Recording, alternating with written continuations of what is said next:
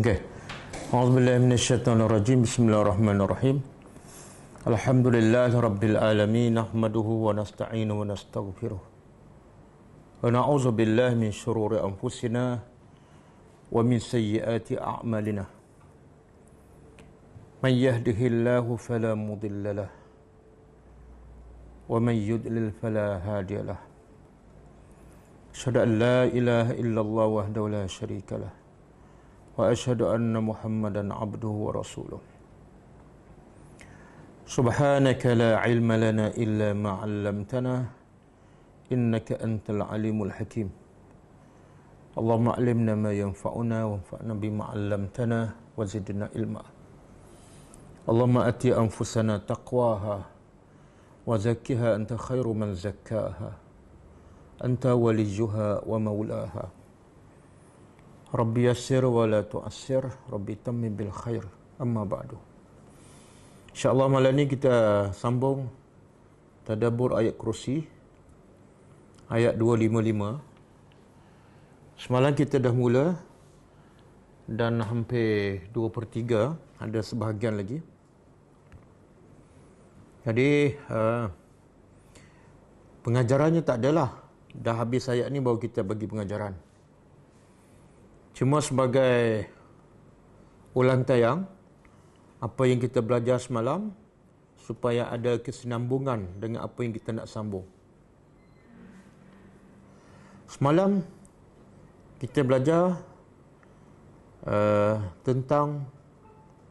sebenarnya tentang siapakah Allah. Berapa ramai yang tak kenal Allah, kufur kepada Allah, syirik kepada Allah. Dan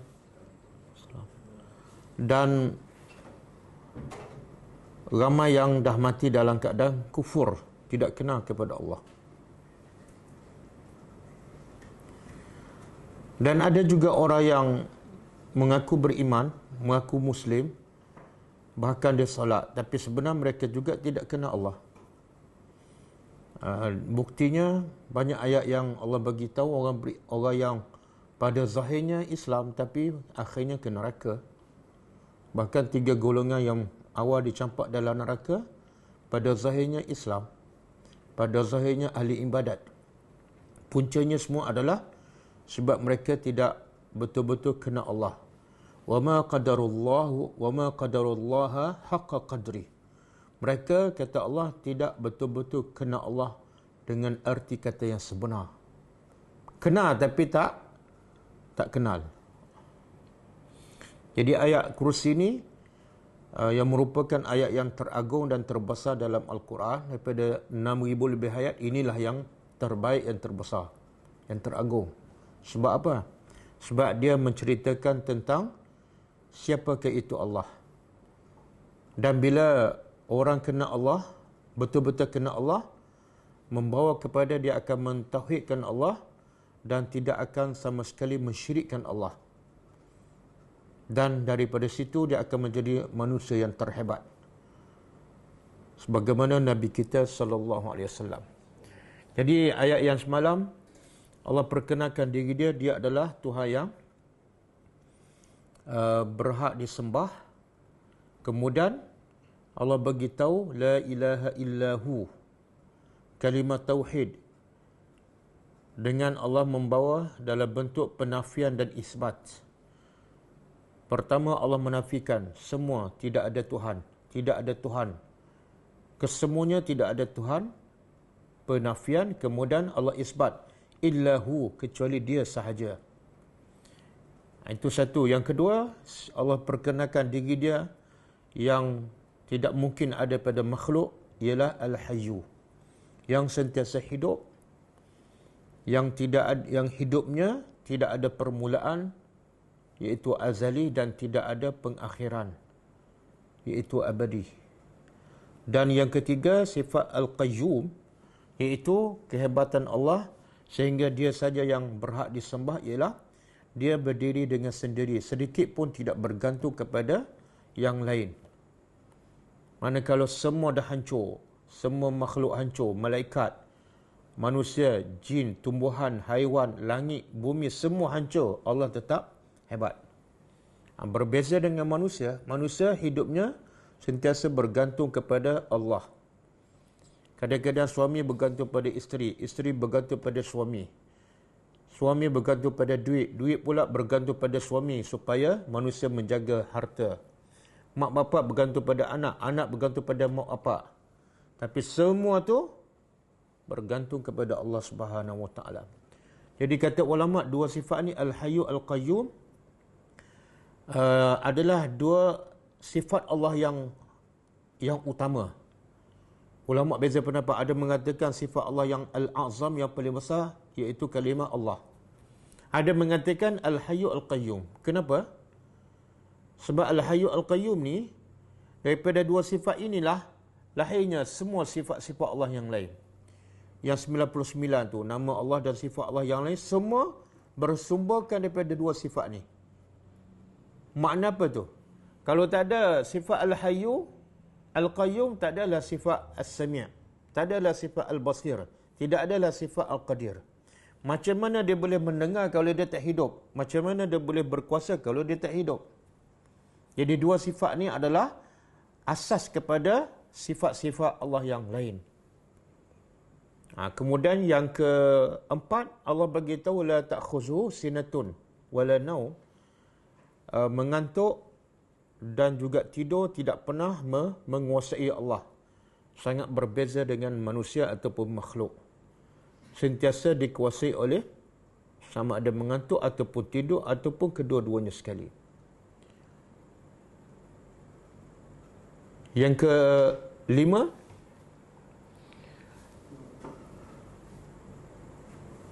lahu ma fis samawati wal ard.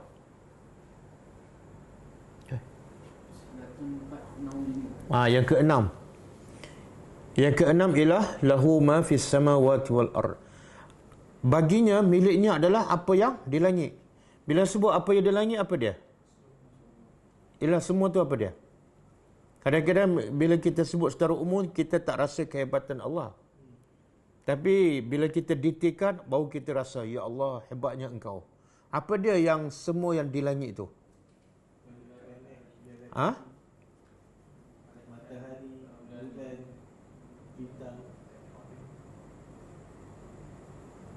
Lagi? Yang paling hebat, makhluk Allah yang paling hebat yang berada di langit. Arash, yang paling besar ialah Arash. Arash ni jauh lebih besar daripada kursi yang kita akan belajar nanti. Dan kursi jauh lebih besar daripada langit. Tapi dua-dua tak nampak. Arash pun tak nampak, kursi pun tak nampak. Malaikat, berapa banyak malaikat, berapa ramai malaikat. Nabi kata tidak ada ruang di langit walaupun sebesar tapak tangan ataupun tapak kaki, melainkan semuanya dipenuhi oleh malaikat. Dan setiap malaikat pula ada 600 sayap. Hebatnya malaikat menunjukkan kehebatan penciptanya. Kemudian bintang kita tak tahu berapa juta, berapa bilion. Tak pernah satu pun gugur, tak pernah satu pun baterinya habis. Kemudian apa yang di bumi? Apa dia apa yang di bumi? Semua manusia, semua jin, semua haiwan, semua tumbuhan, sama ada yang di atas bumi ataupun yang dalam bumi. Dalam bumi ada tak makhluk? Ada ulat-ulat, semut dalam bumi. Dan yang di laut, ikan-ikan apa semua. Oh, hebat, subhanallah. Jadi bila Allah beritahu semua miliknya yang di langit dan di bumi, sepatut kita rasa apa? Kesan, ini antara sebab ayat kursi adalah ayat yang teragung. Bila Allah kata, miliknya semua yang di langit dan semua di bumi, sepatut kita rasa apa?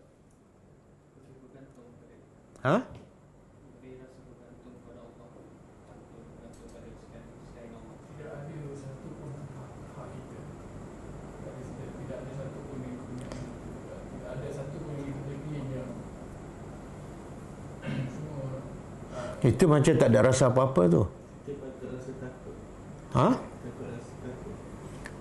Bila contohlah, kalau saya kata ada orang ni Dia memiliki 100 ekar kebun durian Mesangking.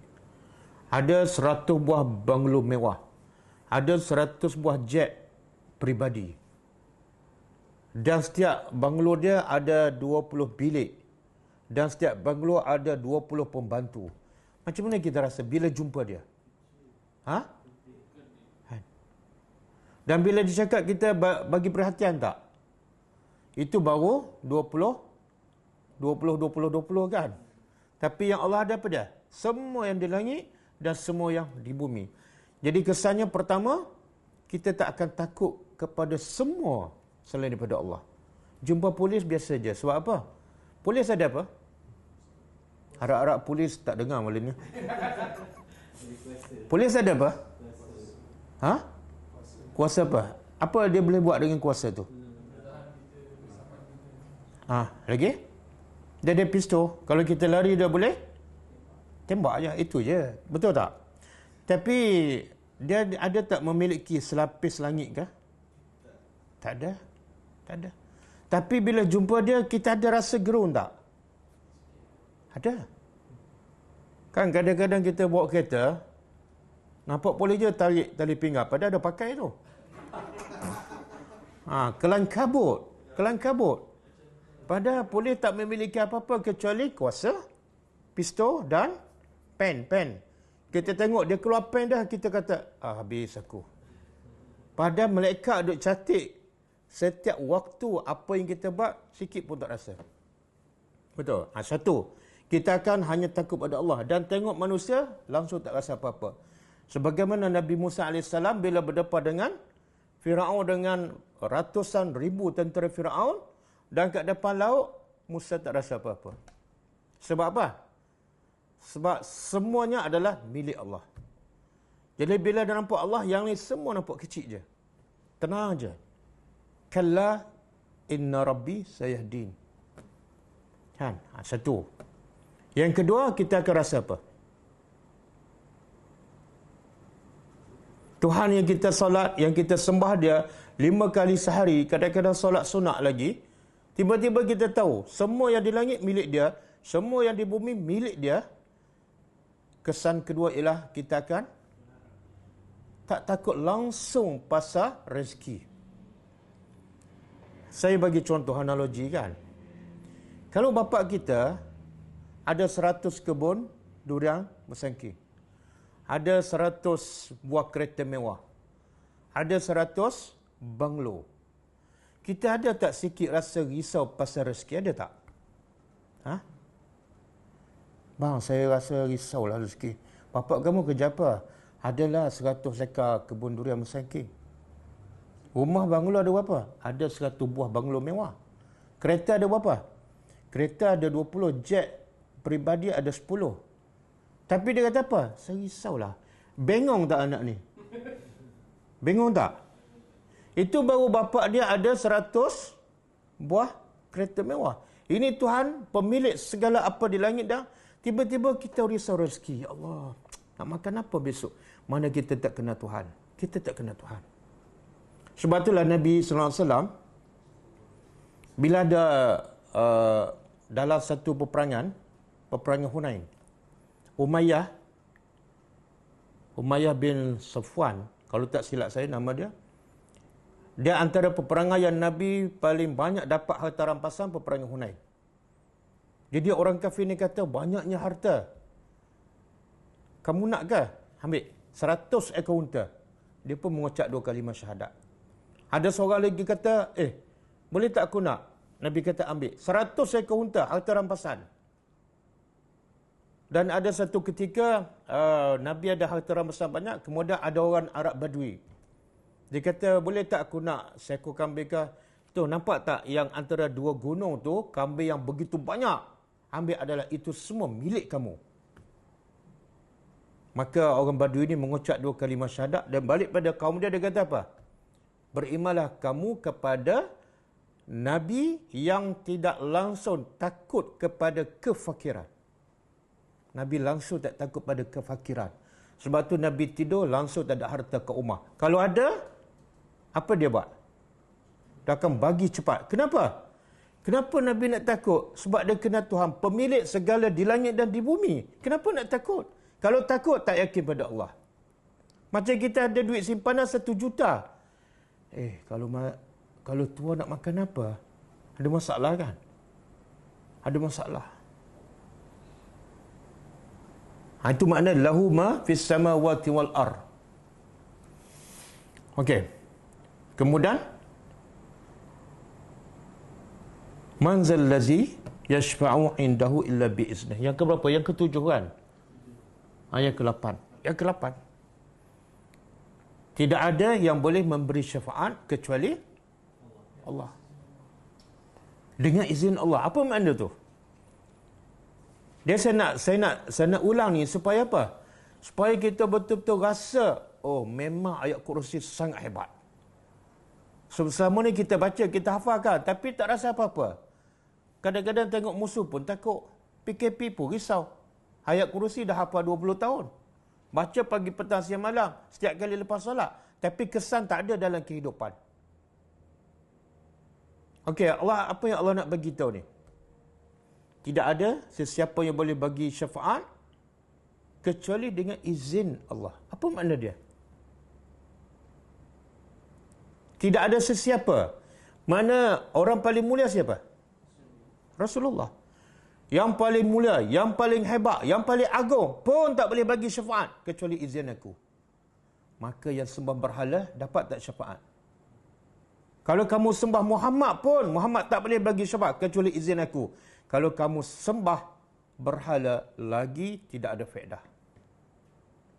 Sehebat Muhammad yang paling aku cinta, kalau aku tak bagi izin, dia tak boleh bagi syafaat pada sesiapa. Dan akhirnya apa dia kesannya?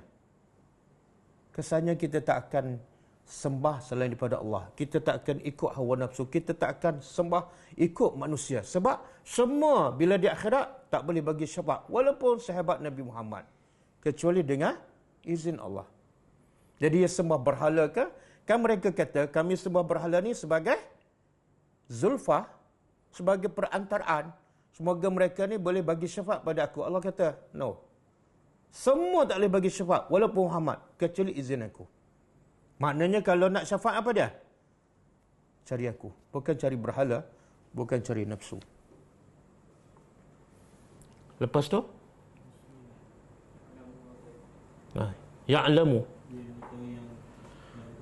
Dia mengetahui apa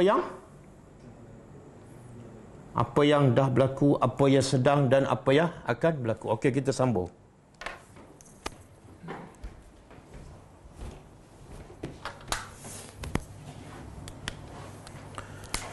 Dia mengetahui apa yang banyak tafsiran ni. Ma baina aidihim. Pertama apa tafsir dia? Yang lepas ataupun di akhirat. Yang mana lepas? Ma baina aidihim, yang di hadapan, makna yang akan datanglah. Wa ma khalfahum, yang dah lepas. Satu. Tafsiran yang kedua, ma baina aidihim, yang lepas. Khalfahum, yang akan datang. Terbalik. Yang ketiga, ma baina aidihim ialah yang sekarang. Wa ma khalfahum, yang di akhirat nanti. Semua Allah tahu. Okey, kesannya apa? Bila Allah beritahu, dia tahu semua sekali. Kesan kepada kita apa dia?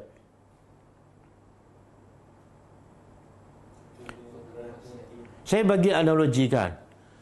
Kalau polis bagi tahu kita, katalah ketua polis. Semua pergerakan kamu aku tahu. Pagi, petang, siang, malam. Yang minggu lepas, yang bulan lepas, semua aku tahu. Yang cakap tu siapa? Polis. Macam mana perasaan kita? Kita buat tak tahu ke, senyum ke atau apa? Ada rasa tak? Kenapa kita ada rasa?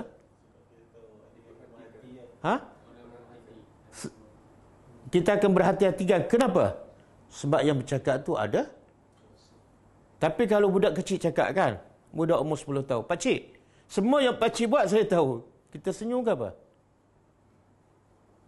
Ya tak apalah, kalau kamu tak tahu pun pakcik nak bagi tahu. Sebab dia tak ada kuasa. Betul tak? Jadi kalau polis cakap macam tu, kita dah rasa gelisah dan kita akan pastikan semua pergerakan kita tak menyalahi undang-undang. Sebab apa? Kesannya, cuba bayangkan yang bercakap ni siapa ni? Allah. Polis walaupun dia kata dia tahu, tapi tak semua dia tahu. Betul? Kadang-kadang dia tertidur, kadang-kadang dia terlupa. Kadang-kadang buku nota dia hilang. Betul tak? Dia tak boleh nak tahu apa daripada pagi sampai petang. Tak mustahil. Tapi Allah boleh tahu detail tak? Jadi bila Allah bagi tahu, dia tahu semua, kita akan menjadi lagi berhati-hati daripada untuk buat dosa.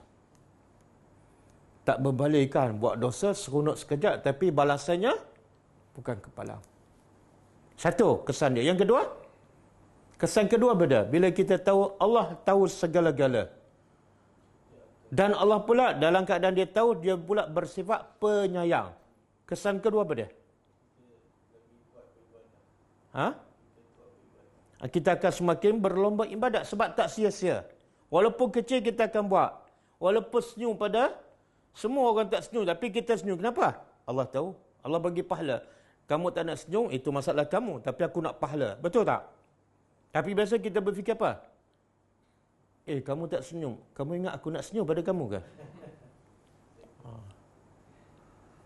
Yang ketiga, kesannya apa dia?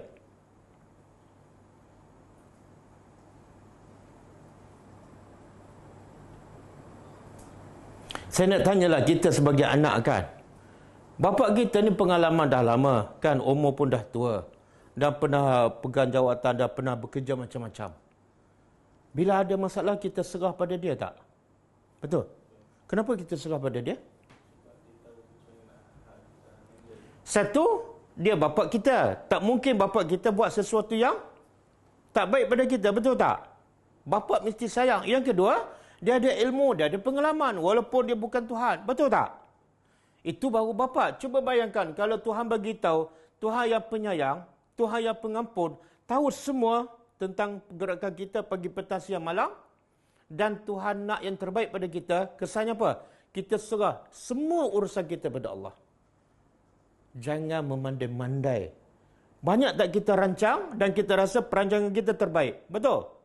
Bila Allah takdirkan tak sama dengan kita nak, kita memberontak. Seolah kita lebih tahu daripada Tuhan. Betul kan? Dan bila kita serah pada Allah, kita akan sentiasa bahagia hidup. Senyum je. Tuhan bagi COVID kan, senyum je. Kenapa? Allah tahulah apa yang terbaik untuk aku. Sebab tu ulama dahulu, dia kata bila dia berdoa, Allah makbulkan doa dia, dia bersyukur sekali. Tapi kalau dia berdoa, Allah tak makbulkan doa dia. Allah bagi yang sebaliknya. Dia bersyukur 2 kali. Kenapa? Sebab dia tahu yang Allah tak takdirkan, itu yang terbaik untuk dia. Yang Allah takdir yang dia nak, belum tentu terbaik. Tengok cara berfikir. Kita rasa yang kita rancang terbaik kan? Sebab tu kita nak biar jadi juga. Belum tentu. Sebab tu Allah sebut apa dalam surah Baqarah? Yang kita dah tadabbur. Saya baca terjemahan sebuah ayat. Sebab ayat ni kita dah tadabbur. Telah diwajibkan ke atas kamu peperangan. Nanti saya berterjemah habis dulu. Dah hafal sangat laju. Dan Allah kata apa? Telah diwajibkan ke atas kamu peperangan. Dan moga yang kamu benci adalah baik untuk kamu. Dan yang kamu rasa baik betul adalah buruk. Di hujung Allah kata apa? Wallahu ya'lamu wa antum la ta'lamun. Kenapa yang baik tu kita rasa baik tapi sebenarnya tak baik? Yang kita kata baik sebenarnya kenapa? Sebab Allah tahu apa yang terbaik. Kamu tak tahu, kamu nampak pada zahirnya baik. Betul tak? Kadang-kadang contohlah. Sebelum PKP kita boleh kerja, boleh bergerak bebas, boleh melancongkan. Tapi kita jauh pada Allah. Baca Quran sikit pun tak menangis. Kan? Kita rasa baik, sebenarnya kita tak baik sebab semakin jauh pada Allah.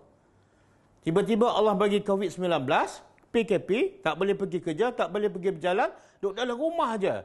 Tiba-tiba dengan duduk dalam rumah, kita boleh dekat dengan Allah melalui tadabbur Al-Quran. Baik tak? Oh, kita perintah, senyum je. PKP sambung ke, PKP tak sambung ke, kita tak peduli langsung. Yang penting, iman aku bersambung dengan Allah Subhanahu Wa Taala. Boleh? Okey. Kita sambung. Wala yuhituna, dan tidak wala yuhituna, dan tidak mereka yuhituna bukan mengetahui. Ini tengok beza ni. Ini Allah bagi tahu. Yang ni yuhitu, apa beza? Bukan. Mereka dalam bahasa Arab duduk kat sini, waw nun. Ini mereka. Yuhitu lain.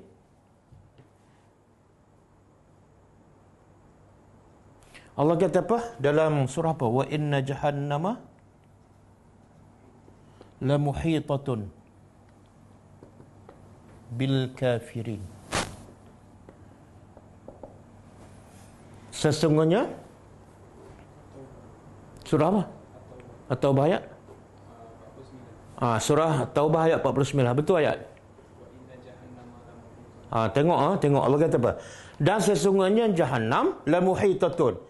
Yuhituna daripada perkataan muhitah. Ahata yuhitu muhitatun. Perkataan sama. Jadi kita nak faham apa makna yuhituna, kita tengok maksud sini. Dan sesungguhnya neraka jahannam pasti bil kafiri. Ini orang kafir. Ini orang kafir. Neraka duduk kat mana?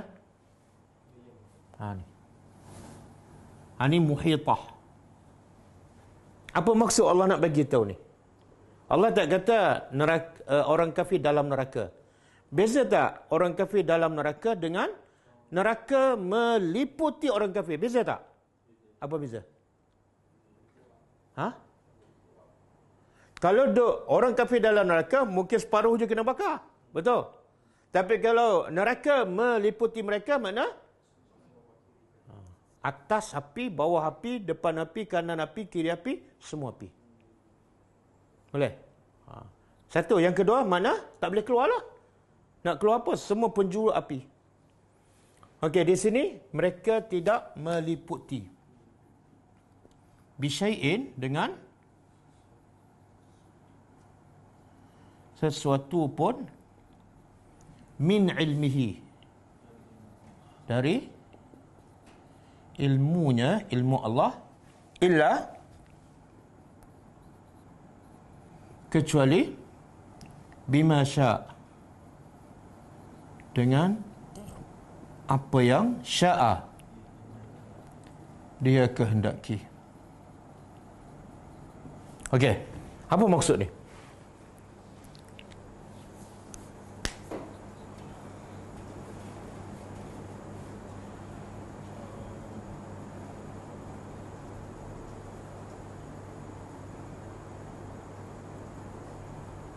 Jadi kalau tak faham, boleh tak kita rasa? Tak boleh. Dia rasa datang setelah.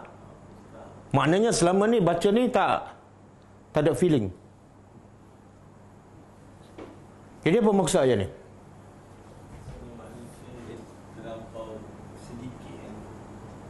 Sedikit apa? Manusia terbatas. Manusia terbatas. Sekarang yang ni Allah bagi tahu, dia tahu. Okey. Yang ni Allah bagi tahu apa? Mereka ni manusia tidak boleh meliputi sesuatu pun daripada ilmu Allah. Jadi yang ni Allah menafikan manusia kadang-kadang tak tahu. Yang ni Allah nak bagi tahu kadang-kadang manusia tahu tapi sikit je, tak meliputi. Saya bagi contoh. Orang tanya kita, siapa pak cik tu? Muhammad. Duduk kat mana? Tak tahu. Berapa umur? Tak tahu. Dah kahwin ke belum? Tak tahu. Kerja apa? Tak tahu. Dia pakai kereta apa? Tak tahu. Makna kita hanya tahu ilmu tapi tak meliputi, tak detail. Dan Allah tahu semua tak? Tahu. Cuba buka surah Luqman. ayat akhir sekali, ayat 34.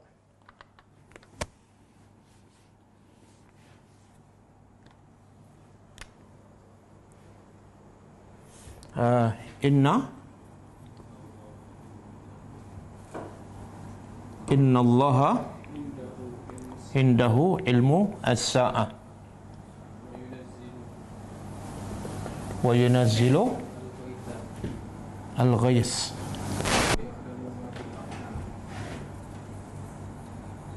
wa ya'lamu ma fil arham wa ma tadri nafsun maza taksibu ghadan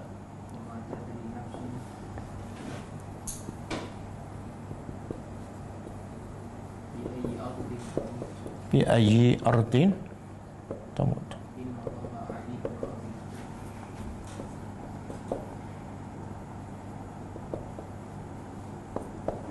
Okey. Cuba terjemah. Innallah, sesungguhnya Allah, indahu, di sisinya, hanya di sisinya ilmu sa'ah. Satu, ilmu tentang kiamat. Yang ni Nabi Muhammad tahu tak? Ini seorang pun tak tahu, Allah saja tahu. Sekarang dalam ayat ini kata ulama, Allah nak bagi tahu ada 5 benda yang Allah saja tahu, manusia tak tahu. Yang kedua, wa yunazzilul ghais, dan dia menurunkan hujan. Manusia tahu tak bila Allah nak turun hujan, tepat pukul berapa, di kawasan mana, dan berapa lama, dan renyah-renyah ke lebat? Tahu? Ramalan kaji cuaca? Diramalkan hujan akan lebat. Tengok-tengok 3 hari tak turun-turun. Kan? Kadang-kadang turun kat Bukit Jelutong, Gatri Highway tak ada hujan kan. Jadi Allah tahu. Kemudian yang ketiga, wa ya'lamu ma fil arham, Allah tahu apa yang dalam rahim. Kita tahu tak anak kita dalam kandungan isteri kita tu laki ke perempuan? Scan tahu kan, tapi kadang-kadang tak tepat kan. Okeylah, katalah scan dah tepat kan. Lepas tu kita tahu tak sifat anak kita tu, kulit dia warna hitam ke putih, rambut dia kerinting ke lurus, tahu? Dia akan hidup berapa lama, tahu? Dia nak sekolah kat mana, tahu? Lepas tu pergi universiti mana, tahu? Ambil jurusan apa, tahu? Kerja apa, tahu? Kahwin dengan siapa, tahu? Tak tahu. Dan akan melahirkan anak berapa orang, semua tak tahu. Allah tahu. Ni dia panggil apa ni? Ilmu Allah muhitah. Daripada A sampai Z. Kita setakat tahu apa tadi? Jantina aja. Cuba tanya isteri, agak-agak anak kita hidung mancung ke penyet? Isteri kata, tengok hidung abang lah. Tengok-tengok tak sama pun. Yang ketiga, wa ma tadri nafsun, dan Allah bagi tahu tidak ada seorang pun mengetahui apa yang besok. Ini ghadan ni bila ni? Besok. Allah tak kata minggu depan. Kalau besok tak tahu, lusa. Berapa ramai yang rancang nak pergi kerja besok, mati tengah jalan kan? Berapa ramai yang keluar pintu rumah, mati. Dan wa ma tadri nafsum bi ayyi ardin tamut, dan tidak ada seorang pun tahu di mana dia mati. Okey.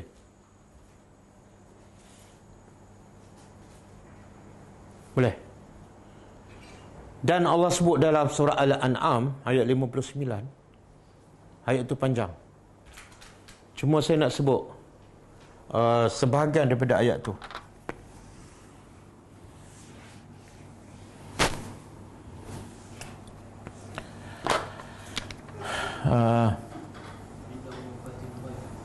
Wa ma tasqutu min waraqatin illa ya'lamuha. Cuba terjemah. Wa ma tasqutu, dan tidak jatuh gugur, min waraqatin, dari Apa-apa daun je, apa-apa daun. Daun bunga ke, daun pokok, durian ke, apa semua.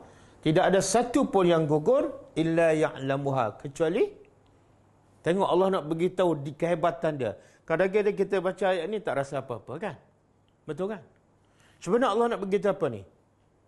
Bunyi macam biasa je, tak ada satu pun daun yang gugur kecuali aku tahu.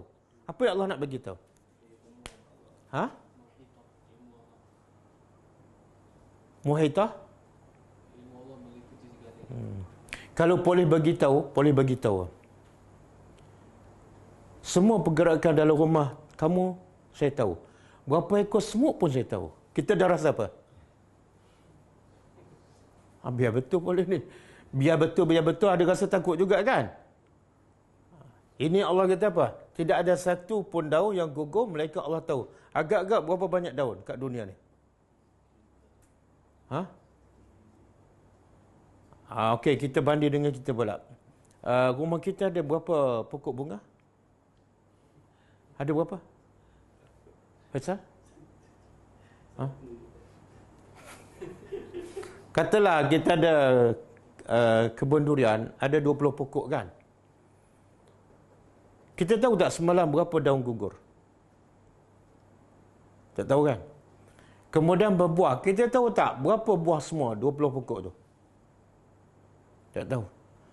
Kita tahu tak berapa isi dalam setiap biji durian tu? Tahu? Tak tahu. Kita tahu tak bila tak buah tu nak gugur? Kita tahu tak dalam buah mana yang ada ulat? Tak. Tapi Allah tahu semua tak? Jadi bila kita faham ayat ni, kita rasa, ya Allah, akhirnya kita akan takut nak buat maksiat. Kan biasa kita kan, nak buat apa-apa tengok orang, ada orang tak? Kan? Lepas tu bila semua dah tidur, kita pun buka TV kan. Tengok bola pukul 2 pagi kan. Tengok isteri dah tidur dah. Isteri kita tahu tak daun pokok bunga dia gugur berapa helai?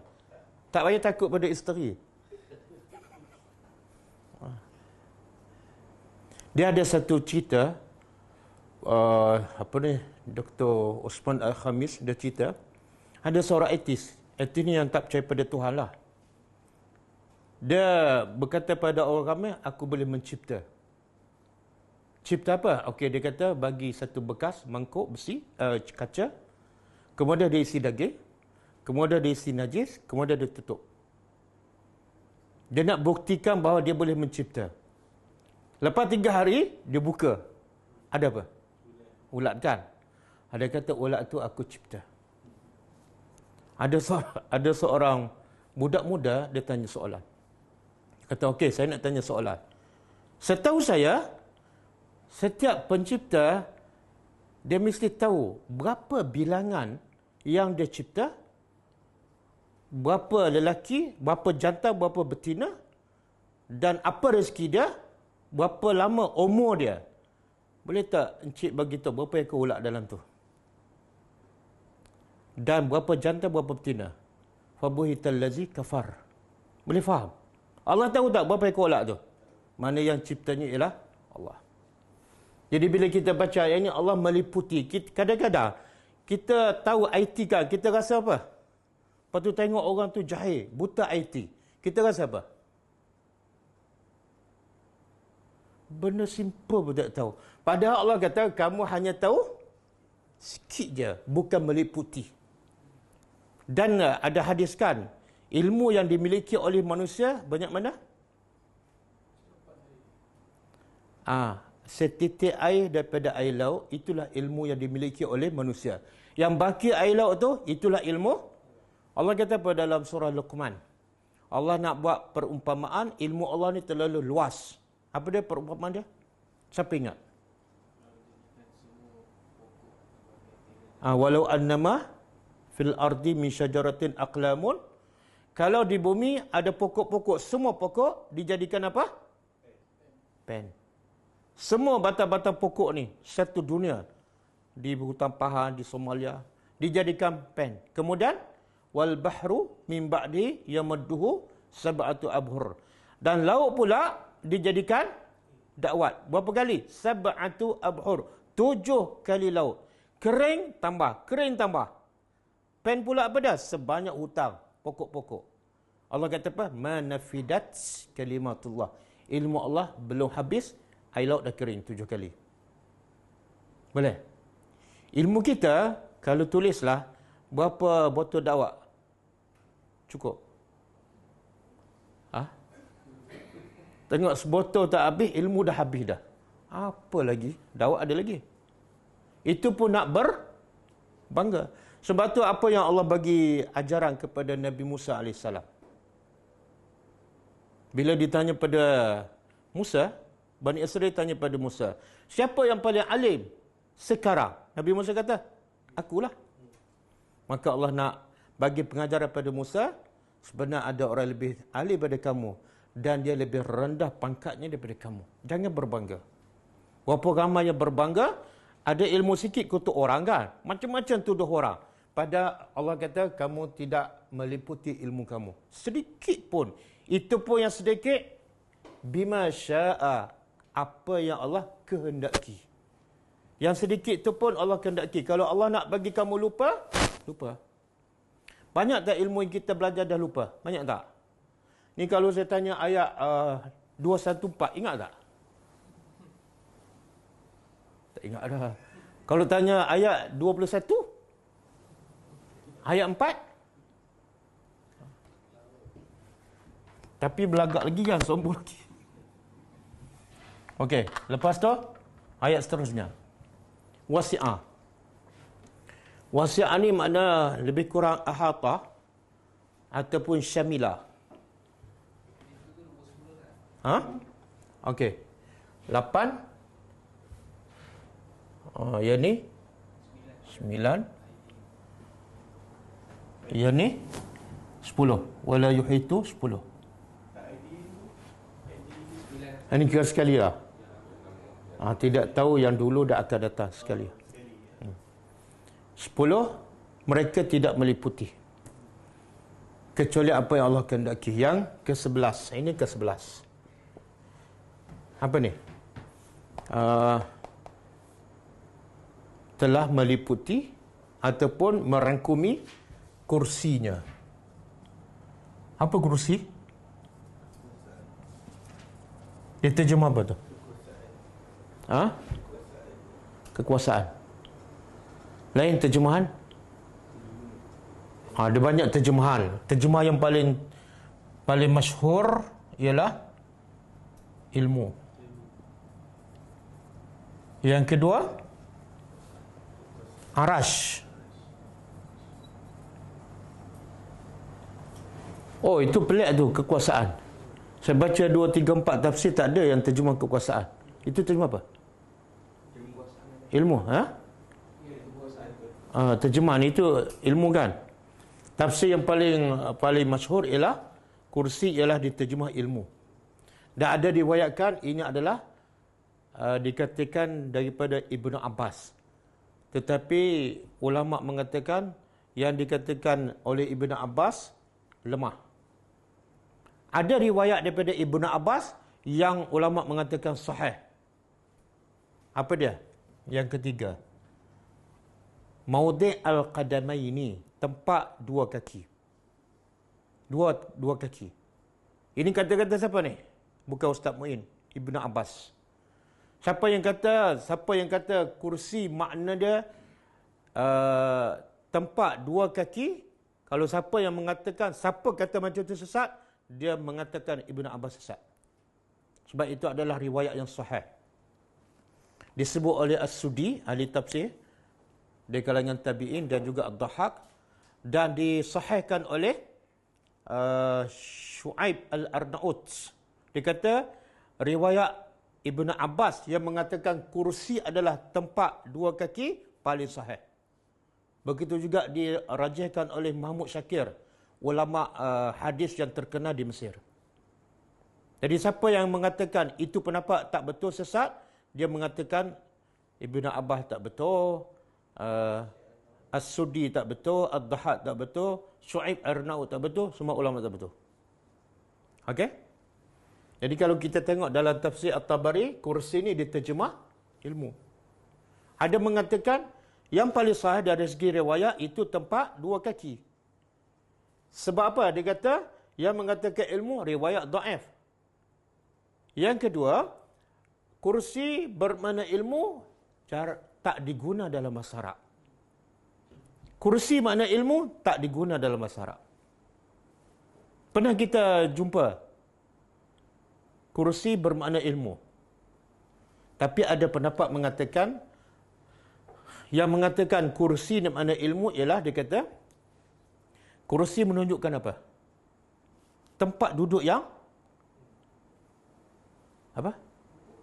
Kukuh. Jadi ilmu adalah seumpama kursi. Bila kita ada ilmu, kita akan jadi kukuh dan kuat. Ada persamaan. Ini kursi diterjemah ilmu, ya. Jadi kalau nak cari kursi, carilah kursi ni. Kursi ni. Jangan berebut kursi parlimen.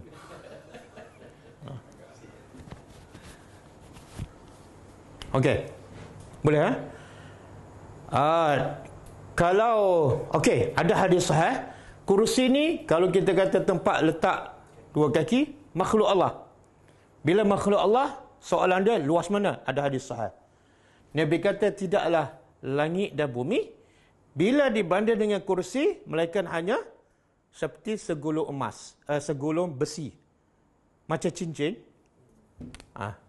Ini katalah padang pasir. Nabi buat perumpamaan. Nak begitu besarnya kursi. Nabi kata apa? Tidaklah langit dan bumi bila dibanding dengan kursi Allah melainkan hanya seperti segulung besi dicampak di tengah padang pasir. Okey, nampak tak? Yang kecil ni apa? Langit dan bumi. Yang besar ni apa? Kursi. Dan Nabi sambung lagi, tidaklah kursi bila dibanding dengan arasy Allah melainkan seumpama campak besi, segulung besi yang kecil di tengah padang pasir. Boleh faham? Makna yang kecil ni apa? Kursi. Yang besar ni apa? Arasy. Sebab tu Allah kata apa? Wasi'ah, meliputi, merangkumi kursi Allah langit dan bumi. Makna kursi lebih besar daripada langit dan bumi. Boleh? Tapi ada ayat Allah kata afala yanzuru ila sama' kan? Allah kata salah satu cara nak kenal Allah tengok langit kan? Dia antara tengok langit dengan tengok aras ke ataupun kursi, yang mana lebih menunjukkan kehebatan Allah? Tengok aras, sebab aras lebih besar. Tapi kenapa tak ada ayat? Perhatilah kepada aras Allah. Kenapa tak ada? Sebab aras tak nampak. Perhatilah kepada kursi. Tak ada ayat. Kenapa? Jadi Allah kata, perhatilah pada langit. Sebab langit kita nampak. Okey. Soalan dia, kenapa Allah, apa yang Allah nak beritahu ni? Kursi Allah lebih besar daripada langit. Dan aras Allah lebih besar daripada kursi. Apa yang Allah nak beritahu? Dan apa yang Allah nak daripada kita ni?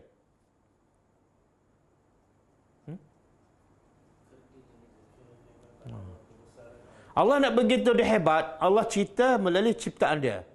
Kalau ciptaan aku dah begitu hebat, begitu besar, cuba bayangkan pencipta dia. Subhanallah. Ramai manusia bila tengok ciptaan Allah, dia kagum. Tapi akhirnya dia bukan kagum kepada pencipta, dia kagum pada ciptaan Allah. Betul kan? Tengok pemandangan indah.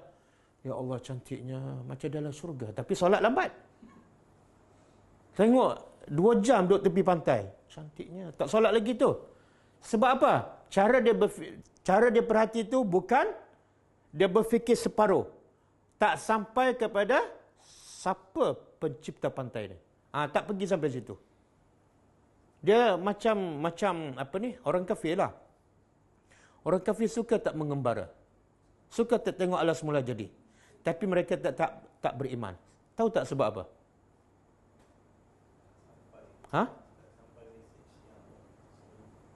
Kadang-kadang tempat kita pergi, kita jumpa masalah kan. Dua-dua tak solat. Pasal apa? Pasal apa? Cuba fikir, cuba buat tesis. Orang kafir, sebab itulah orang masalah kan. Dia tak nak pergi bandar-bandar yang moden sebab tempat dia dah lagi moden. Dia pergi kat mana? kawasan hutan, naik basikal kan, kita tengok, ya Allah, naik basikal, beg besar. 1 kilo kan.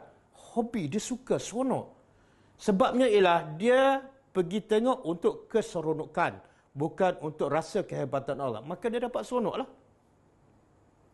Sebab itulah, bila seronok, dia selfie. Kalau kita tengok rasa kebesaran Allah, kita menangis. Tak sempat selfie pun. Betul tak? Jadi ya, jenis selfie ni tak sampai tujuan. Dia bukan ulul albab, Ahmad. Selfie, lepas tu masuk Facebook kan? Lepas tu bangga. Lepas tu orang miskin tengok, sedih je. Asyik tunjuk gambar je. Bila-bila aku nak pergi, betul tak? Mengguris perasaan orang miskin. Boleh? Okey. Merangkumi langit dan bumi.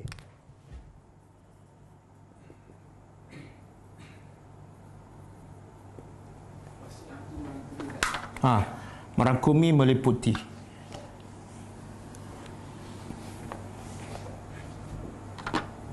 Bila meliputi mana? Apa yang lebih besar? Kursi lah. Okey, kalau kita terjemah, kita ambil terjemah ilmu kan. Makna apa? Allah nak beritahu apa? Ilmu Allah tu tak boleh dibandingkan. Lebih besar daripada langit dan bumi. Okey, kemudian timbul soalan. Langit dah besar. Arasy lagi besar. Siapa yang uruskan? Kita kalau nak uruskan, rumah kita 2 tingkat, pembantu rumah tak ada. Kan? Nak kemas, nak sapukan, sarang laba-laba. Kita ambil masa berapa hari? Memang tak ambil masa pun sebab tak buat dah. Tengok sarang laba. Sebab kita tak tengok kat atas pun, tengok bawah je. Jadi kita nak urus rumah 1 hari pun, kadang-kadang tak larat. Sebab tu bila ada siapa mana-mana yang ada pembantu rumah, kemas je. Bila tengok macam tongkang pecah apa? Mana pembantu rumah lari. Jadi Allah nak beritahu apa ni? Wala ya'uduhu, dan tidak. Ya'uduhu makna tidak membebankannya, memberatkannya, memberatkannya. Hifzuhuma, menjaga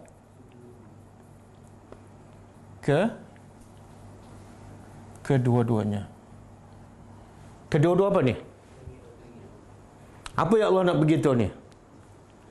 Dia bukan setakat pemilik langit dan apa yang di langit, apa yang di bumi. Bukan setakat pemilik. Dia juga penjaga, pengurus. Jadi kita nak jaga rumah, katalah rumah 3 biji pun dah penat kan? Pingsan. Tapi Allah nak beritahu, aku nak jaga apa ni? Sebesar langit dan 7 lapis. Berapa lama dah? Tak tahu dah berapa ribu tahun. Bumi pun sama, 7 lapis. Dengan haiwan, dengan tumbuh-tumbuhan. Penat tak Allah? Susah tak bagi Allah? Tak. Kita kadang-kadang nak jaga anak berapa? Berapa sama? Kalau anak 5 kan, tengok-tengok hilang seorang kan. Ada yang bawa anak tinggal kat RNR, balik kat Kuala Lumpur, tinggal kat sana. Baru 5 orang anak. Jadi kita nak jaga 5 pun dah pensan. Tapi Allah nak jaga apa ni? 7 lapis langit dan semua yang di langit, 7 lapis bumi dan semua yang ada yang beranak setiap hari, haiwan, kambing, semut, manusia, jin, semua Allah uruskan. Ada pokok tumbuhan yang sedang berbuah, berbunga, keluar buah, semua Allah uruskan, ya Allah. Tapi sedikit pun tak. Nanti orang kata, Ustaz, bukan Tuhan yang buat, malaikat yang uruskan. Kan? Ada orang tanya, kenapa Allah perlukan malaikat? Allah kan hebat, buatlah sendiri. Bila Allah perlukan malaikat, macam kan, Allah perlu bantuan, macam Allah tak hebat sangat. Macam mana nak jawab? Perdana Menteri tapi ada pengawal peribadi. Hebat tak? Jaga diri sendirilah. Macam mana nak jawab? Nak cabut nyawa, ada malaikat maut. Nak turun wahyu, ada Jibril. Nak turun hujan, ada Israfil. Nak pikul arasy, ada malaikat.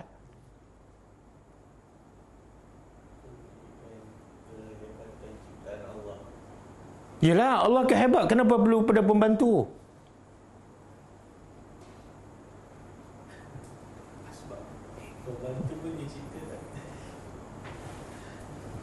Yalah, bila perlu pada pembantu macam tak hebat lah.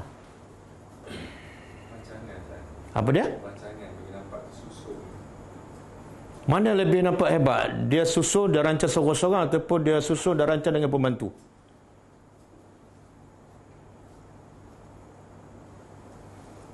Ini kalau saya buat soalan SPM ni ramai fail. Jawapan dia macam ni. Allah nak buat apa-apa, nak uruskan langit, bumi, haiwan, jin apa semua, kun fayakun je. Allah tak perlu malaikat semua. Tapi kenapa Allah cipta malaikat yang bekerja dengan Tuhan? Sebenarnya itulah menunjukkan kehebatan Allah. Allah boleh cipta, Allah boleh arah, Allah boleh nak buat apa saja dia nak buat. Aku nak pembantu 1000 orang. Boleh tak? Boleh. Itulah kehebatan Allah. Boleh faham? Kalau semua dia buat dan dia tak boleh suruh orang lain buat, hebat tak dia? Tak hebat. Boleh? Okey. Kemudian wahwa, dan dialah al-aliyu, maha tinggi. Okey, apa maksud maha tinggi? Ini yang ke-12 12. Apa maksud maha tinggi? Dia kata ulama ada dua maksud. Tinggi ini ada dua maksud. Pertama, tinggi zat dia. Zat Allah memang tinggi.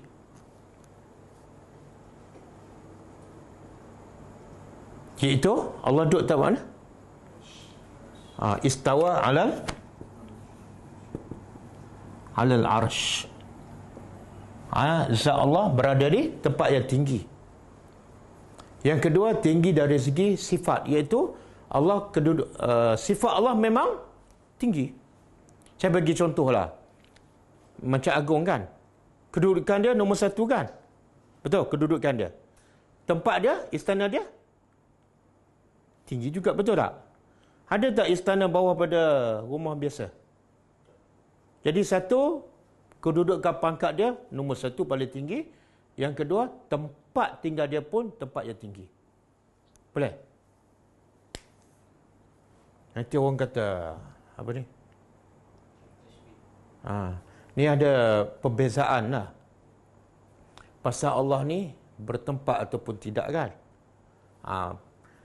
Pendapat pertama mengatakan kita cakap apa yang Allah cakap tentang diri dia. Jangan tambah, jangan kurangkan. Allah kata apa tentang diri dia? Istawa alal arsy. Jangan tambah. Betul? Itu pendapat mazhab ahli sunnah wal jamaah. Yang kedua, pendapat kedua dia kata apa? Allah fi kulli makan. Semua tempat ada Allah. Pendapat ketiga, lagi dahsyat. Allah tidak bertempat. Kanan tak, kiri tak, depan tak, belakang tak. Makna apa? Anak awak duduk kat mana? Anak saya depan pun tak ada, belakang pun tak ada, atas pun tak ada, bawah tak ada. Apa makna tu?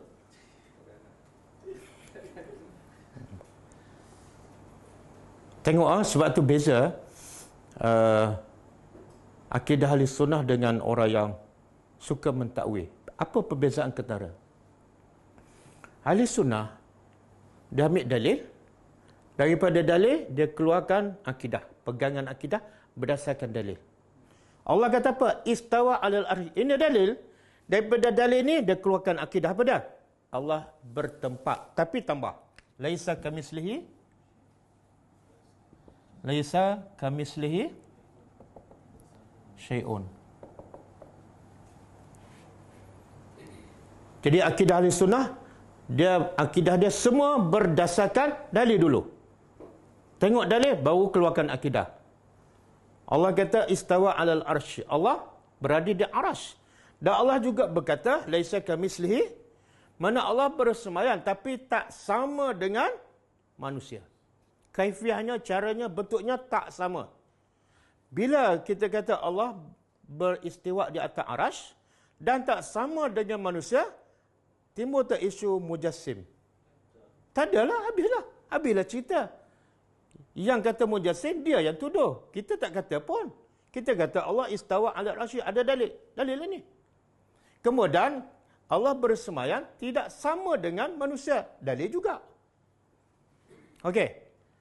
Beza yang satu lagi, dia buat akidah dulu, fahaman dia, baru dia cari dalil untuk siapa fahaman yang dia buat dahulu. Apa fahaman dia? Allah tak sama dengan manusia. Kan? Jumpa dalil. Lepas tu jumpa dalil ni, ni bercanggah dengan fahaman dia. Betul? Dia pun tukar makna. Boleh faham? Sekarang orang mengatakan Allah tak bertempat, dia pakai dalil tak? Sekarang ada 2 dalil, dia pakai dalil tak? Berapa dalil dia pakai? 2? Tak. 1 je, yang ni kan?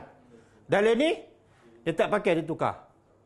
Orang mengatakan Allah bertempat, tapi tidak sama dengan manusia, pakai dalil tak? Berapa dalil?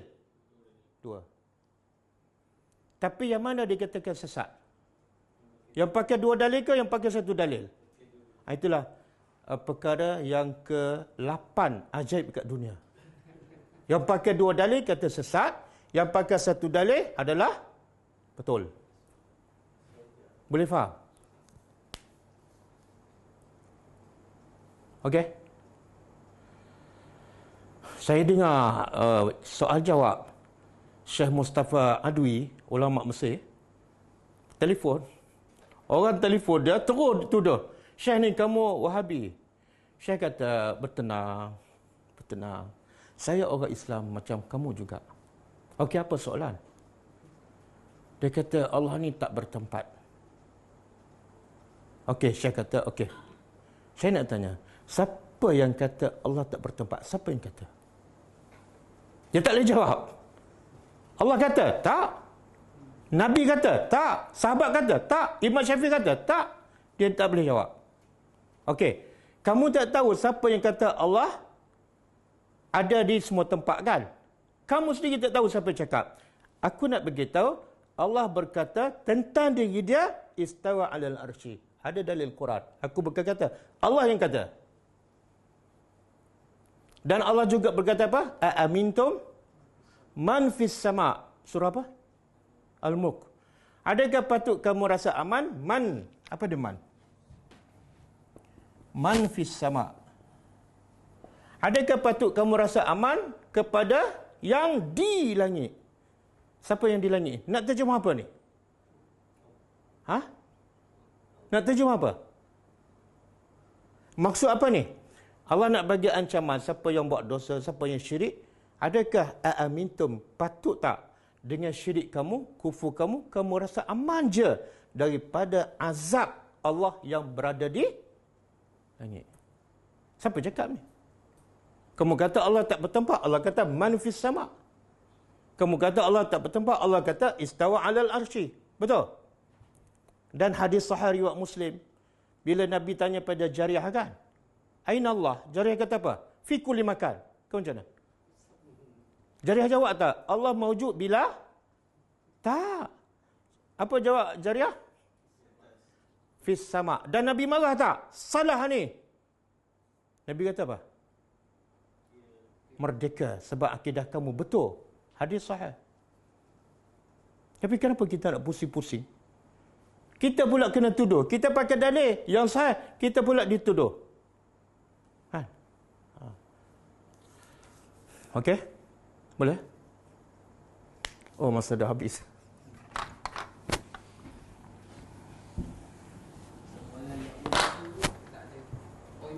Ha?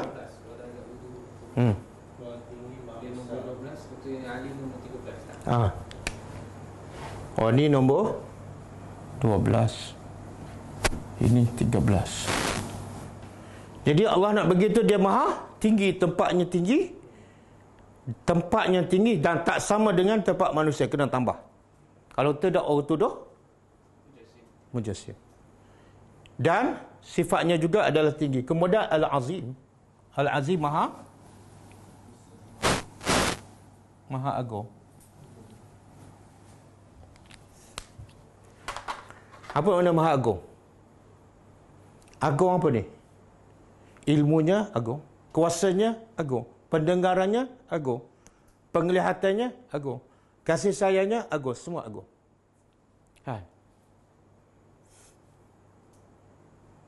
Jadi berapa semua ni? 14. Siapa ni 14 ni? Sifat Allah. Yang Allah nak beritahu, kerana semua inilah aku saja yang berhak disembah. Kenapa kamu nak sembah orang yang tak tahu apa-apa? Yang sifatnya tidak aliyu dan tidak azim? Yang apa lagi? Yang mengantuk, yang tidur, tapi kamu takut pada dia tu lebih daripada takut kepada aku. Okey. Jadi setelah kita tadabbur dan kita faham surah ayat kursi ni, dan kita betul-betul amalkan, kita akan menjadi orang yang paling bahagia. Kita akan menjadi orang yang paling kuat. Kita akan menjadi orang yang paling tenang hidupnya. Kenapa aku nak takut Tuhan aku dengan 14, 15 sifat ni? Kan? Kalau bapa aku yang kaya, yang penyayang, aku dah rasa senang hidup. Kan? Kalau negara aku aman, sebab polis pun baik amanah, aku dah rasa aman. Takkan aku tak boleh rasa aman bertuhankan yang bersifat macam ni. Okey. Habis lah.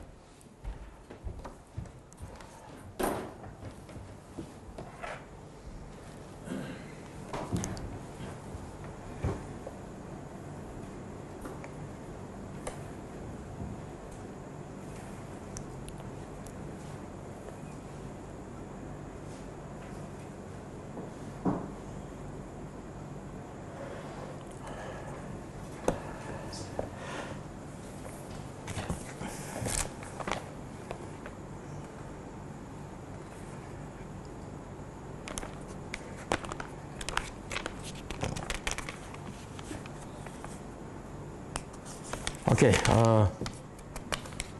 ataupun kita pergi pada soalan. Ini pun tajuk ni panjang ni. Lagi pada soal jawab. Sebelum tu saya nak umumkan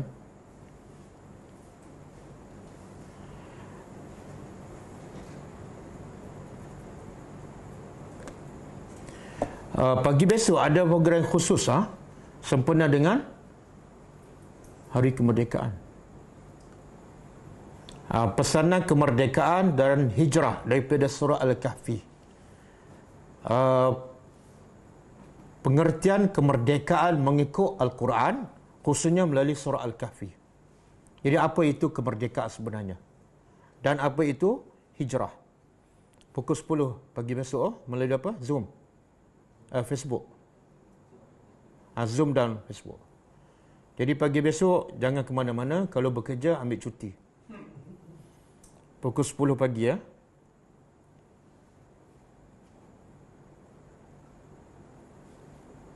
Okey, kita tengok soalan.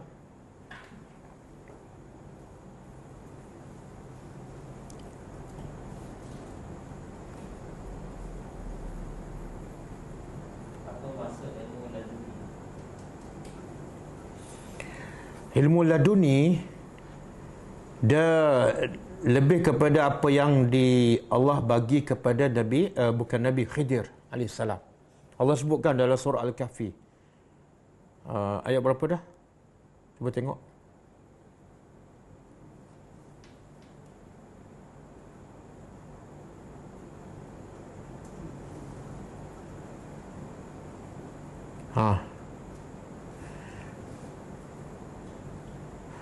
Ayat 65. Fawajada, setelah Musa dan pembantu dia berjalan, fawajada, lalu kedua-duanya menjumpai ataupun mendapati abdan, seorang hamba, min ibadina, daripada hamba-hamba kami, atainahu, yang kami beri kepadanya, rahmatan min indina, rahmat daripada kami, wa allamnahu, dan hamba ini Khidir lah, allamnahu, kami ajarnya, min ladunna. Ladun apa makna? Sisi kami. Jadi ilmu laduni ialah ilmu yang direct dapat daripada Allah, bukan belajar melalui guru. Dan ilmu ni hanya untuk Khidir. Pak Cik Khidir tak dapat, Khidir saja. Selain pada tu tak ada siapa yang mendakwa dapat ilmu laduni, tak betul. Siapa lebih hebat, kita ataupun Nabi Muhammad? Nabi Muhammad pun ada guru. Siapa gurunya? Jibril alaihissalam. Jadi ilmu mesti dipelajari dengan guru yang sudah dikenal. Okey, wallahu a'lam.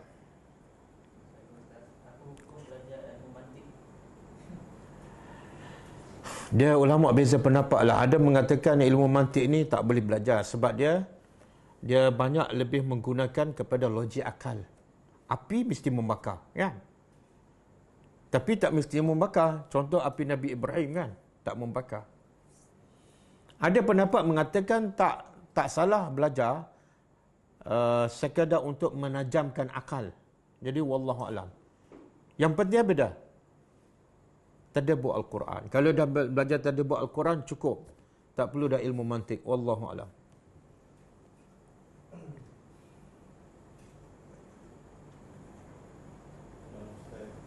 Boleh kenalkan kaki sekali tentang Allah di mana? Ada orang yang cakap Allah lebih dekat dengan kita sehingga lebih dekat dari urat bilik. Okey, boleh buka ayat tentang maksud yang dibaca tu. Ayat ke berapa tu?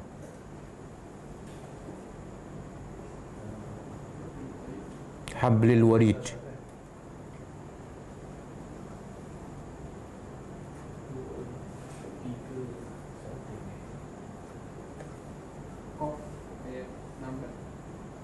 Ha.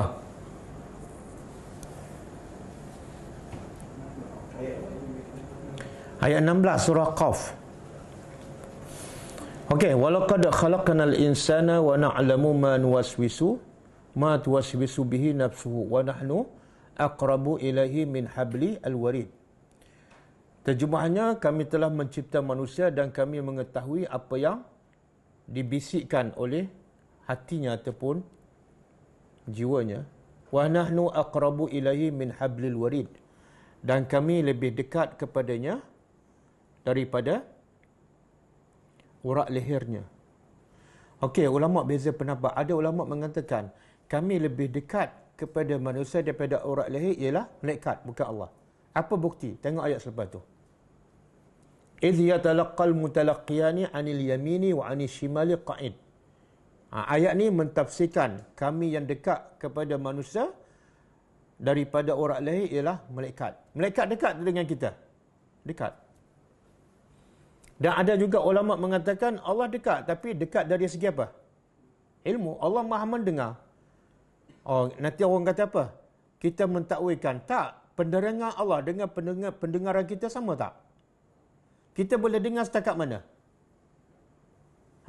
Boleh dengar setakat mana? Yang duduk dalam rumah ni bolehlah.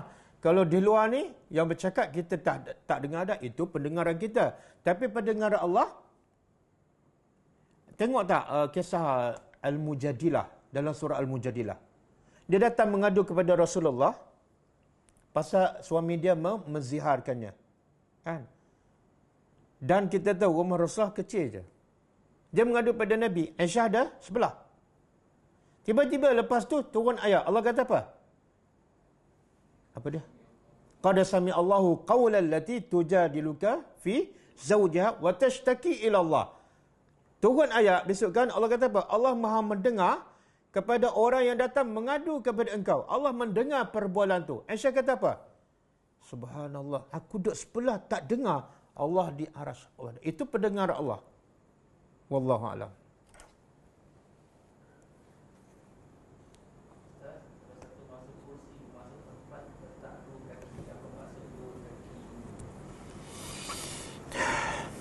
Dia ulama bila dalam tafsir dia sebut tu je. Sebab ini kata-kata siapa tadi? Ibn Abbas. Dan dinakalkan oleh As-Sudi Ad-Dhahak, dan riwayat ni disahihkan oleh Syuaib Al-Arnaut. Dia kata tempat letak 2 kaki, setakat tu je. Wallahu a'lam.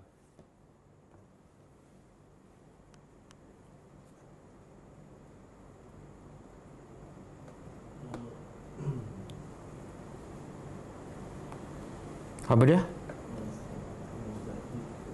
Salam Ustaz, jika diizinkan Allah, bolehkah guru-guru kita memberi syafaat kepada kita? Okey, ada hadis yang akan memberi syafaat. Satu, para nabi. Para nabi, khususnya Nabi kita Muhammad SAW. Yang kedua, para malaikat.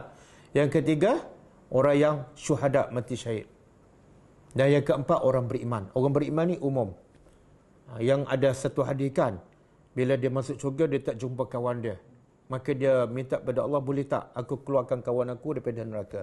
Allah kata keluarkan. Bila dia keluarkan, dia kata ada lagi kawan aku. Allah kata keluarkan. Last sekali, Allah kata apa?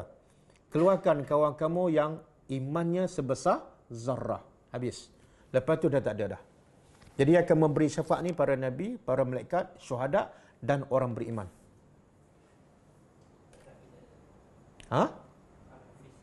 Al-Hafiz tak ada dalil. Yang mati syahid ada hadis sahih, dia boleh tarik keluarga dia 70 orang. Itu yang mati syahid. Yang hafiz Quran tak ada. Tak ada dalil. Ustaz, betul ke ayat kursi ini penghulu segala ayat Quran? Betul lah. Kan kita ada belajar semalam. A'zamu ayatin fil Quran. Apa makna a'zam? Paling besar lah. Jadi nak kata penghulu ke, ketua ke, paling agung ke, terserahlah. Ustaz, boleh kasihkan tanda beberapa surah Al-Adiyat pada ayat pertama hingga 5 cerita tentang kuda. Lepas 6 hingga akhir ayat cerita tentang keingkaran manusia. Wal adiyati dhabha. Antara tafsir ulama, kenapa Allah cerita wal adiyat, cerita pasal kuda? Kuda pula lari, laju. Kemudian sampai keluar debu. Kemudian fawasat Nabi sampai kat tengah, betul-betul berdepan dengan musuh. Lepas tu Allah cerita apa? Manusia ni sangat-sangat lakanut, ingkar. Kata ulama, Allah nak begitu, kuda walaupun dia haiwan tapi boleh diguna dan cukup bersemangat, cukup laju untuk diguna fi sabilillah. Macam mana kamu manusia yang ada akal boleh lawan Tuhan? Boleh? Sepatut kamu menjadi lebih baik daripada kuda. Patut kamu guna diri kamu, jiwa kamu, harta kamu untuk fi sabilillah sebagaimana kuda tu. Satu. Yang kedua, nak beritahu Islam tu, antara cara Islam tertegak ialah dengan peperangan. Dan peperangan salah satunya dengan kuda di zaman Rasulullah SAW. Ustaz, seperti kita ketahui dengan mengamalkan ayat kursi akan melindungi kita dari gangguan jin atau syaitan. Dah baca semalam. Ini yang tak ikut kelas semalam ni. Dia memang itu antara kelebihan ayat kursi ya. Siapa baca sebelum tidur, maka syaitan tak akan dekat dia. Bukan setakat tak Soalan ni kalau kita tak faham maksudnya. kena faham. Kena faham. Dia, kita dah faham ke? Kita dah faham maksud ayat kursi kan? Allah nak cerita pasal apa sebenarnya? Apa dia? Jadi Allah nak cerita tentang diri dia. Kita tak faham, mana tak sampailah tujuan ayat tu. Kan? Saya nak cerita pasal saya pada anak. Abah dulu gini kan. Lepas tu dah habis cerita, dah kena Abah. Kena? Abah cerita apa tadi? Tak tahu. Tapi tahulah Abah ni adalah Abah saya. Tak. Mana yang saya cerita jadi sia-sialah. Jadi bila Allah cerita tentang diri dia, Allah nak kita faham, kita hayati, kita rasa, dan kesannya apa dah? Kita akan menjadi orang yang betul-betul bertawakal kepada Allah. Betul-betul takut pada dia sahaja.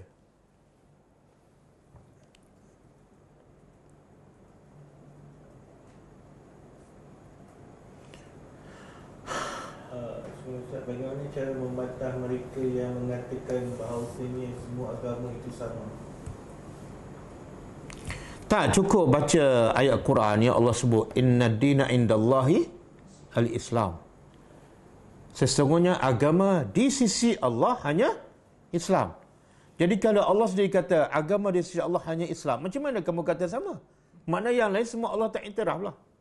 Allah kata lakum dinukum waliyadin. Wallahu a'lam.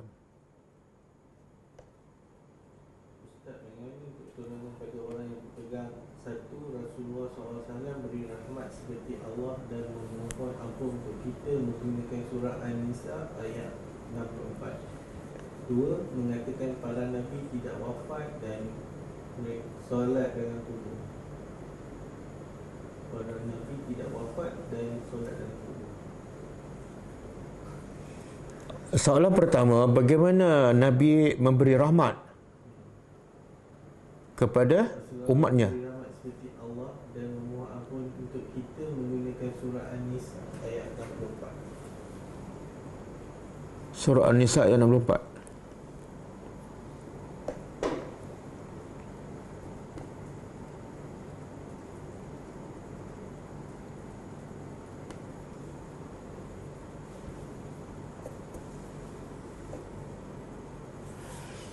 Wa ma arsalna min rasul illa liyuta'a bi'izni.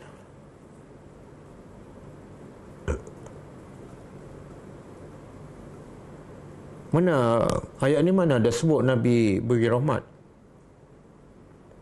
Yang ayat sebut Nabi bagi rahmat ialah dalam surah Taubah, kan? Ayat akhir tu. Laqad ja'akum rasulun min indi anfusikum. Lepas tu apa dia? Azizun alaikum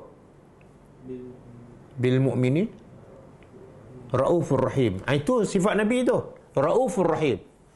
Jadi sebenarnya Nabi ni menjadi hebat sebab apa? Sebab dia ambil daripada sifat Allah. Allah rahim, Nabi pun rahim, tapi tak samalah. Contohlah, rahim Allah apa dia? Rahim Allah adalah mencakupi semua makhluk, termasuk orang kafir. Dan rahmat Nabi, adakah khas untuk para sahabat yang beriman? Tak. Rahmat Nabi kepada semua, termasuk orang kafir. Sebab itulah Nabi sanggup pergi ke Taif, berjalan kaki walaupun risikonya mungkin kena balik, mungkin mati kan. Hanya kerana apa? Rahmat Nabi kepada orang kafir supaya mereka beriman. Dan Nabi bersedih bila mereka tak beriman sehingga Allah menegur Nabi. Sebab apa? Sebab itulah rahmat Nabi. Wa ma arsalnaka illa rahmatan lil alamin. Soalan kedua? Soalan kedua, mengatakan para Nabi tidak wafat dan solat dalam kubur. Tak, kau nak cakap apa cakaplah, tapi bagi dalil. Nabi tak wafat, apa dalilnya? Saya kata Nabi wafat, dalilnya kullu nafsin za'iqatul maut. Semua jiwa akan mati. Ada sebut tak? Illa al-anbiya. Tak ada. Ustaz, Nabi Isa tak mati. Memang Allah beritahu dalam Quran. Bukan tak mati, belum mati. Belum mati. Akhirnya Nabi Isa akan mati. Yang lain ada tak Allah sebut belum mati? Para Nabi masih hidup. Tak ada. Yang Allah sebut hanya Nabi Isa AS sahaja. Nabi Muhammad mati. Sebab tu, okey nanti.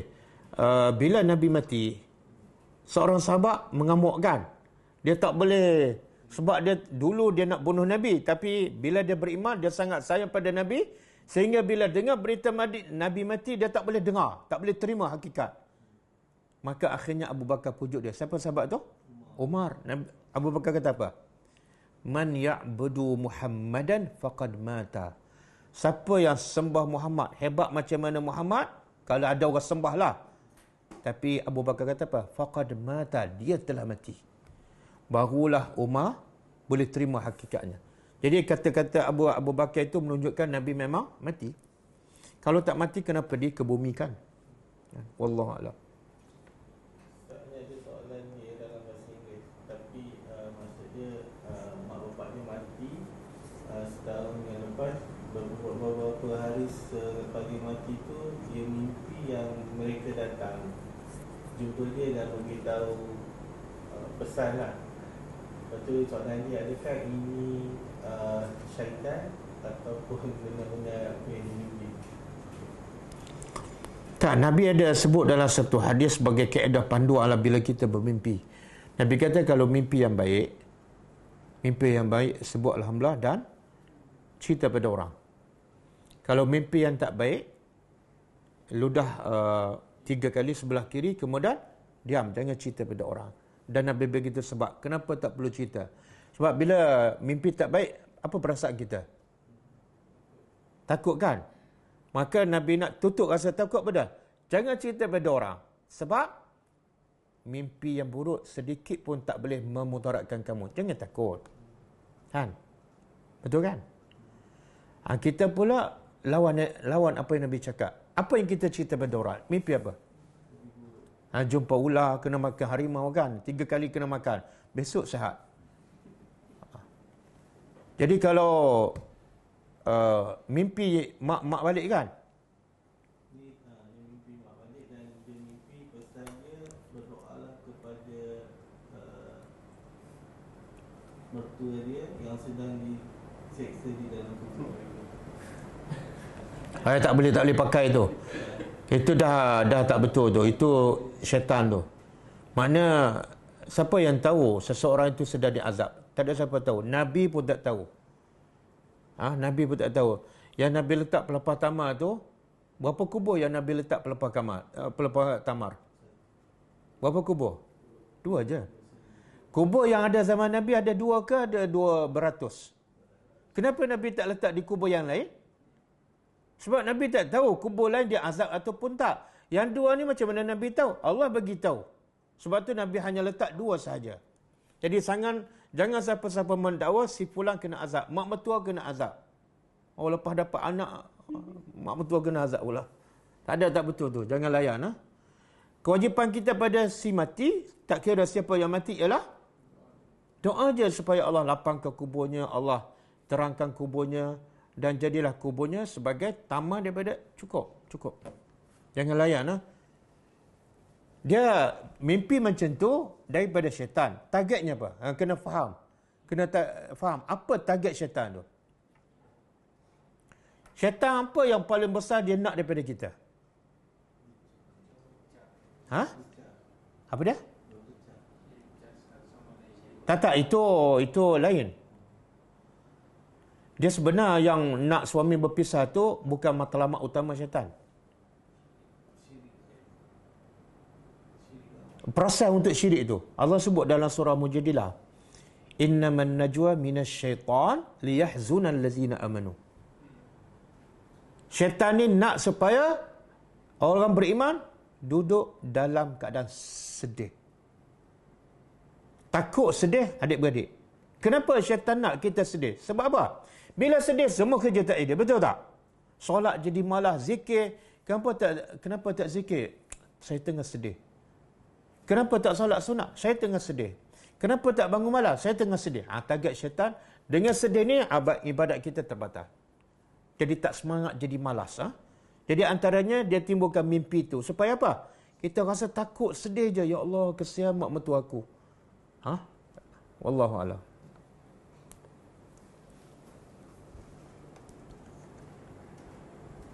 Ustaz, sebut semalam beramal naik kursi boleh melindungi dari gangguan syaitan. Tapi apabila Nabi disihir, Allah menurunkan surah Al-Falaq, An-Nas untuk meneraikan sihir tersebut.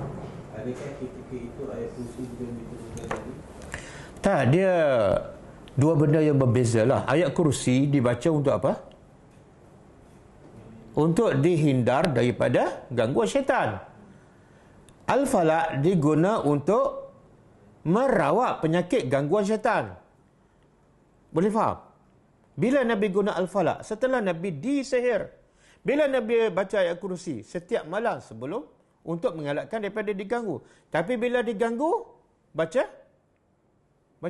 Al-Falaq 3 kul. Okey dah. Kita jumpa pagi besok insya-Allah pukul 10 pagi insya-Allah.